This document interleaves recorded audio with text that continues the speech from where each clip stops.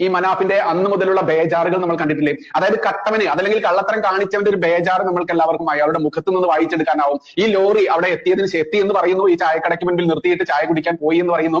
അതിന് പിറകിലെ മനാഫ് എന്ന് പറയുന്ന ഈ ലോറിയുടെ ഉടമയെക്കുറിച്ചുള്ള ഒരുപാട് നിഗൂഢതകൾ, ഒരുപാട് ദുരൂഹതകൾ നിറഞ്ഞ വസ്തുതകൾ പുറത്തു വരുമ്പോൾ, അത് മാധ്യമങ്ങൾ പുറത്തു പറയുമ്പോൾ അതിനെതിരെ തെറി വിളിച്ച് പച്ചത്തെറി വിളിച്ച് അവരവരുടെ സംസ്കാരം കാണിച്ചിട്ട് യാതൊരു കാര്യമില്ല. ഇനി തപ്പ് കോടിക്കണക്കിന് രൂപ ചെലവഴിച്ചുകൊണ്ട് തപ്പ് എന്ന് പറഞ്ഞ് തപ്പേണ്ട ആവശ്യമുണ്ടായിരുന്നു. അത് മനാഫിന്റെ ആവശ്യം മാത്രമായിരുന്നു. വരും നാളുകളിൽ ഈ മനാഫിന്റെ സകല ഉടായ്പകളും ഉണ്ടെങ്കിൽ അത് പൂർണ്ണമായിട്ട് പുറത്തു വരിക തന്നെ ചെയ്യണം. ഈ അർജുന്റെ കുടുംബത്തെ പറഞ്ഞു തെറ്റിദ്ധരിപ്പിച്ചതാണോ 2 ദിവസം മൊബൈൽ റിംഗ് ചെയ്തോ എന്നുള്ളത് കണ്ടെത്തുക തന്നെ വേണം. കാരണം അങ്ങനെ 2 ദിവസം മൊബൈൽ റിംഗ് ചെയ്തിട്ടുണ്ടെങ്കിൽ അർജുൻ ഒരിക്കലും വെള്ളത്തിലോ അതല്ലെങ്കിൽ ഈ മണ്ണിനോ അടിയിലോ പോയിട്ടില്ല. അത് പുറത്ത് തന്നെ ആയിരിക്കും. അതല്ലെങ്കിൽ അർജുന്റെ മൊബൈൽ ഈ 2 ദിവസം ആരാണ് മറ്റാരെങ്കിലും ഉപയോഗിച്ചെന്നുള്ളത് കണ്ടെത്തേണ്ടത് ആരാണ്? മനാഫ് എന്ന് പറയുന്ന ഈ ലോറിയുടെ ഉടമയ്ക്കെതിരെ വലിയൊരു കണ്ടെത്തലുകളാണ് ഇപ്പോൾ പുറത്തു വന്നുകൊണ്ടിരിക്കുന്നത്. ഇയാൾക്ക് കൃത്യമായിട്ട് ഇയാളുടെ വീടും ഇയാളുടെ ഫാക്ടറിയും ഒക്കെ കർണാടക പോലീസ് വന്ന് റെയ്ഡ് നടത്തിയിരുന്നു, പരിശോധിച്ചിരുന്നു.